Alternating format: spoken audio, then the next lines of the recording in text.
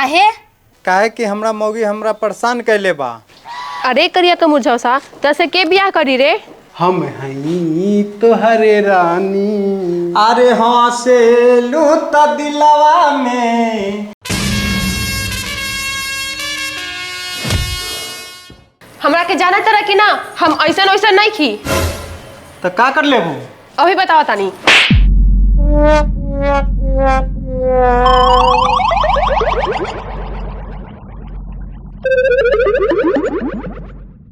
ए हमार बलमू हंस दना। ए हमार बता हंस दना। अरे हंस ना, ऐसे मुंह लटका के बैठल बा राम के अच्छा ना लागता। हंस दना। हंसबा कि ना? रुका बताओ तानी।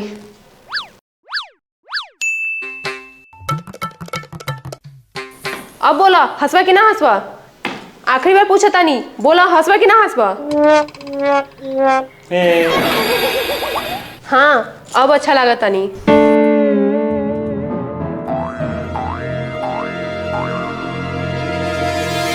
ए जी जाई तो हमारे लागे एक गिलास पानी लेकर आई तो। पानी लेके आई, खाना बनाई, बर्तन माजी, कपड़ा धोई, झाड़ू बहारू करी, तोर बाप के नौकर बानी। हे ज्यादा लबर लबर बोली ना, जितना कहो तानी उतने करी। पानी खातिर हमार गला बेकरार बा और हमार बाबूजी गांव के चौकीदार बा। जल्दी लेके आवा सजना, न तो दोसर तैयार बा। बहुत जुलुम सह लेली तोहर, बहुत झेल लेली तोहरा के। अब करम गंदी बात, गंदी बात। बड़ी अल्लाह। तोहर बाप बा चौकीदार तो हमू बानी गांव के ठेकेदार। अब न चली तोहर कौनो बार, सिर्फ और सिर्फ चली हमर 1.5 किलो के दिमाग के बौछार। तोहर बात ने किया हमको घायल और हम चले मायके पहन के पायल। तू रह अपन टूटल दीवार से चिपकल और 1.5 किलो के दिमाग लगावित रह आ काचे केला छिल छिल के खाइत रह। अब हम चलनी।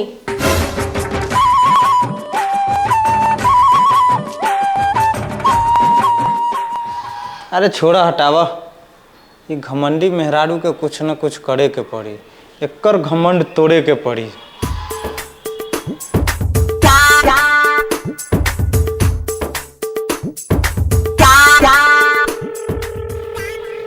हेलो बिजली रानी, का मिले के पड़ी? ठीक बा हम आवतानी। सुन कबूतरी, तोरा हमरा मदद करे के पड़ी। काहे?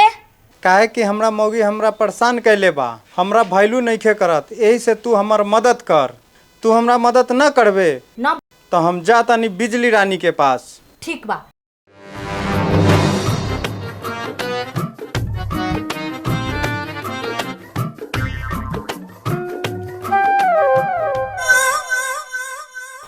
बोली रघु जी, कैसे कैनी है ई बिजली रानी के याद? का बा दिक्कत, का बा फरियाद? बस ज्यादा कुछो ना, तोहरा के हमर कुछ दिन खातिर मेहरारू बने के बा। हमरा घरे रहे के बा, हमरा मेहरारू से लड़ाई करे के बा और ओकर घमंड तोड़े के बा।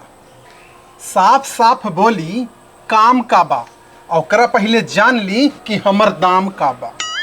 तब बोल कितना लेवे हमर मेहरारू बने के? 10,000 ले हम रोज के। चल हम दे देम। तो चली चलती हूँ, ऐसा ऐसा केस तो चुटकी में सॉल्व करती हूँ।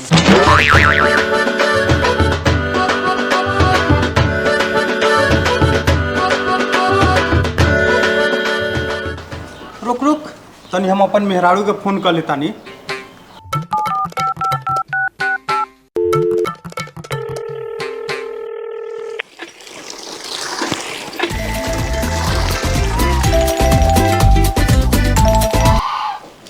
आगे मुनिया, आज से तोरा हमरा घर में आवे के कौनो जरूरत नहीं खे। काहे कि हम दोसर बियाह कर लेनी। अरे करिया के मुझौसा तसे के बियाह करी रे? अच्छा तू तो पते चल जाता।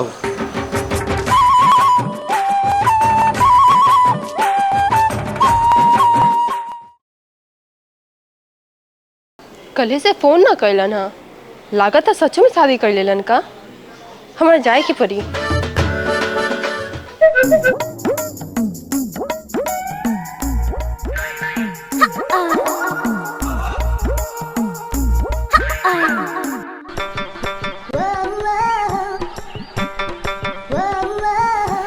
रघु भैया भौजी आ रहल बिया। बिजली रानी जल्दी से नाटक शुरू कर दे, अबते हो यू।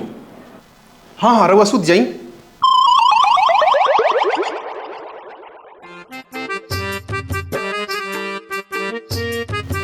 तू ही मेरी मंजिल, तू ही मेरी पूजा, पति से बढ़ कर नहीं कोई दूजा।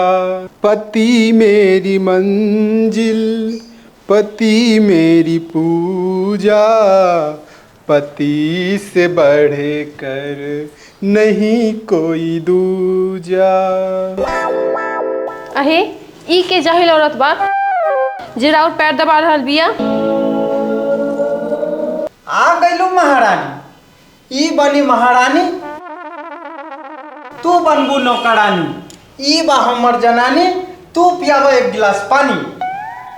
हमरा अच्छा के रहो दोसर बियाह कर लेनी, अब हो कि दिन रात मार पीट के लीला, हिला दे हम पूरा जिला, और मार मार के कर दे हमरा पैंट ढीला। हमर दिमाग खराब करे आ गईले, जे करे को होई कल ही है, जो यहाँ से। अच्छा हम जाई यहाँ से, एकरा भगाई, कहाँ से लेके आए बानी एकरा, जल्दी भगाई। ऐसे कैसे भाग जाऊंगी, हमको शादी करके लाया है। आए हाय हाय, तुमको शादी करके लाया है तो हमको भगा के लाया है, तुमसे पहले हमको शादी करके लाया था, जाएगी तो तू ही जाएगी, पता नहीं चुड़ीन कहाँ से आके बस गई है। हे ज्यादा इतराई ना, अतः एहे लन छितरा दे। अच्छा तू हमरा के चितरेबू, हम तोरा के हिला के रख दे। हम तोरा के छोड़ देम का? अपने आप के का समझाने रानी चटर्जी? तू अपने आप के का समझता रू? काजल लगवानी हम हिंकर मौगी हई। हम इनकर मौगी है सबतनिया। अच्छा तोरा पास का सबूत हो कि तू हिंकर मौगी हई? ई हमरा के शादी करके लाइल बारन। रउआ के सुनाई नहीं खेले, एकरा के बताई हमरा शादी करके लाइन बाड़ी, एकरा के ना। हाँ हाँ बताई केकरा शादी करके लाइल बानी। अगर हम हिंकर मौगी है कि तू हिंकर मौगी हऊ? बस बहुत हो गई, कान खोल के सुन ले मुनिया, बिजली रानी ही हमर मौगी बा। अच्छा ई तो हर मौगी बात हम के बारी। गे लबरी, हम इनकर धरा मौगी हई। गे मुटकी मार ला तो तोरा गेंद बना देबो। तो हम नकला से मरबे। हाँ महाभारत शुरू हुई, हमरा से दुनू न समझी, हम अभी आवतानी। रे दीपक रे, जो तनी सरपंच साहब के बुला लइए, हमर दोनों मेहरारू लड़ के मोड़े पर लागल बा। अच्छा ठीक बजा तनी।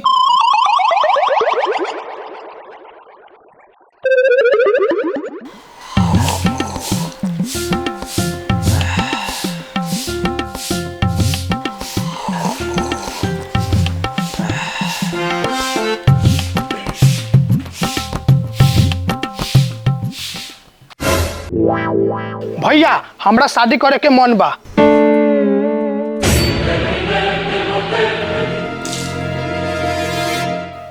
अच्छा सॉरी बोल सॉरी।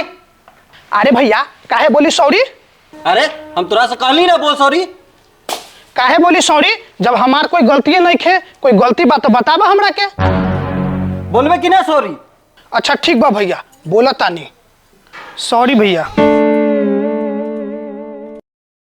हाँ अब तोहर हो जाई शादी। लेकिन तू सॉरी काहे बोलबैला हमरा से? अरे अब तू बिना गलती के सॉरी बोले के सीख गेले, अब तू शादी के लिए तैयार हो गेले। काहे का कहे के चाहतानी? एकर मतलब रउआ बिना गलती के सॉरी बोले नी?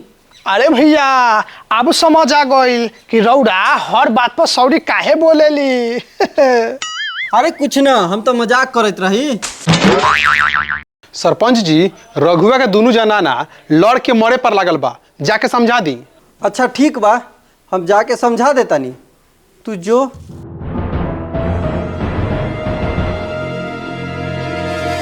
चल देना चारवा, अपन घर के लड़ाई संभालित ना है, दोसर के मौके के झगड़ा संभाल चल देना। चला भौजी। गे करिया की मुटकी, तोरा हमरे भतर में लोग बियाह करेला, रुक तोरा कभी बताओ तानी। आह का करबू से हमरा पता बा।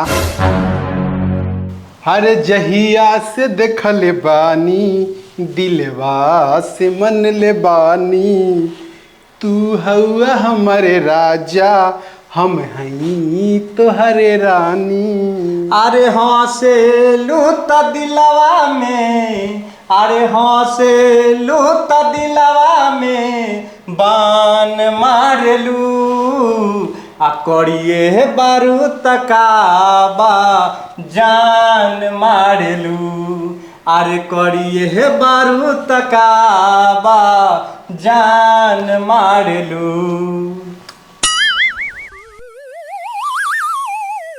तोहनी दोनों के दुनिया ना दिखाई तो हमरा नाम मुनिया ना। आई सरपंच साहब। रुकिए हम कुर्सी लेके आवत है।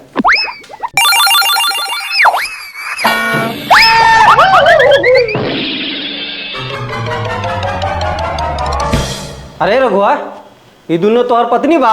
हाँ। तो ये दोनों के शादी करके लायल बाड़े की भगा के? ना शादी करके लायल बानी। तो ये दोनों काहे लड़तिया?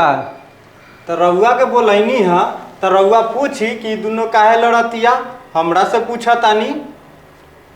अच्छा ठीक बा, तोहनी लोगी ये बतावा कि का दिक्कत बा। देखी सरपंच साहब, ई रघुआनी पुत्र दोगला हमारे नाते दोसर बियाह कर लेलक और हमारा जिए के नाम मन करता। अब हम मर जाए न तो इन पुत्री के मार दे हम। सुना, झगड़ा लड़ाई ना करे के, जे भइल से भइल।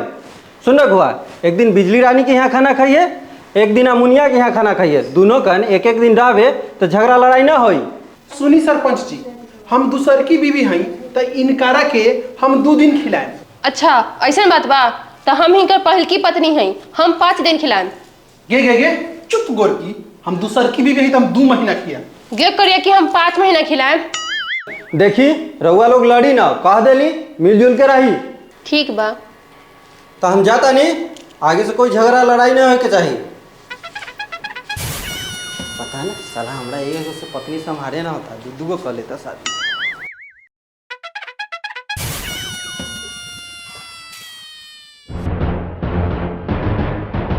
हईली ही खाली।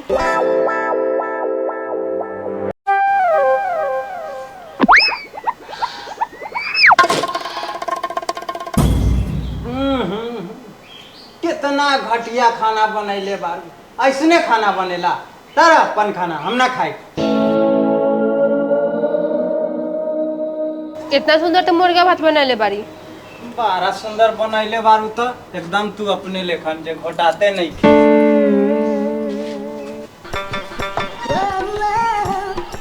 हईली हई खाई। तो अपने हाथ से खिला दा। हईली खाई। अरे बाप रे बाप, कितना स्वादिष्ट खाना बनैले बारू, तोरा हाथ में तो जादू बा, मन करता कि भर दिन खाने खाइत रही। बड़ा मजाक करी ले रहुआ, खाना खा के भीतर आई बॉडी मसाज कर देता नी।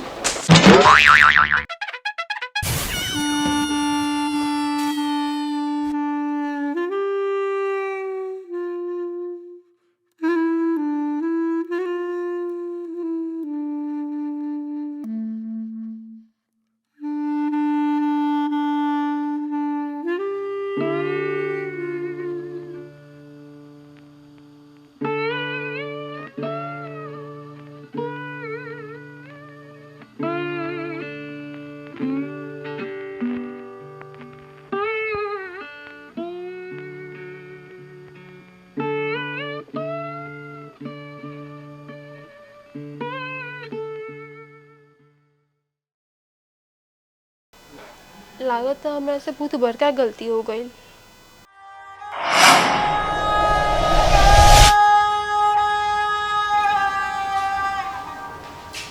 ए सुनी, उन्हें कहाँ जाता नहीं, आज हमर बारी बा। अरे छोड़ी, बारी केकरो रहे, दूसर की बीबी हम बानी, राज्य हमरे चली।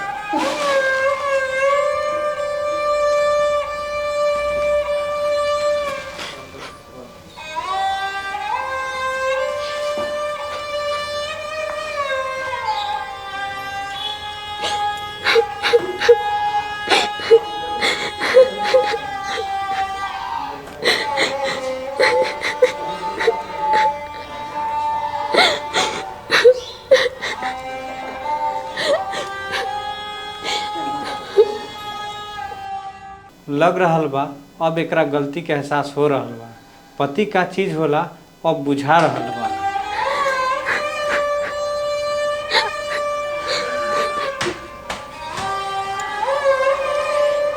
गे मुनिया, हमार पति देव जी केने गेला ना देखले हा? हम उनका कौन है जो हमके बता के जाइए? तू ना जानेगी कि कहाँ गई ना। अच्छा कतहु गेल भैहन, अहन तो हमरे भीरी, ऐसे भी हमरा से दूर ना रह पावेलन हमर सैया जी।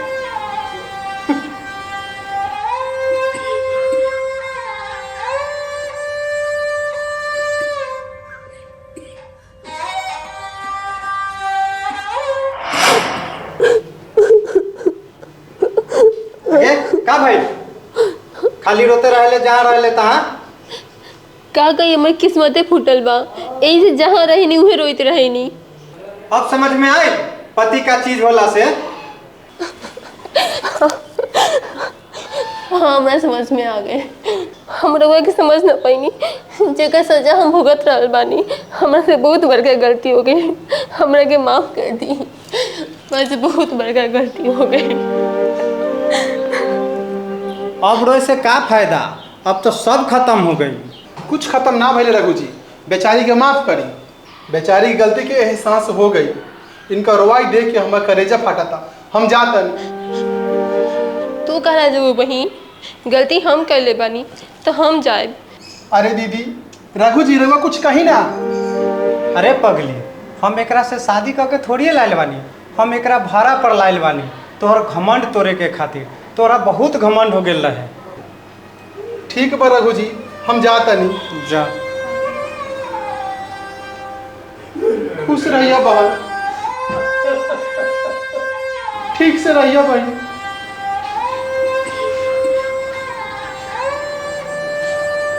हम रउआ के समझ ना पाईनी, हमरा के माफ कर दी। हमें बहुत बड़ा घमंड हो गल रहे। अरे कोई बात नहीं है, गलती इंसाने से होला। चल मिलजुल के रहल जाए। खूबसूरती 4 दिन के बाद, बाकी पति जीवन भर ला। यही से कभी खूबसूरती पर घमंड ना करे के चाहिए। कितना समझदार हो गईलू। हमरा पता रही तब पहले ही बिजली रानी के बुला लेती। बस बड़ा मजाक करे नहीं।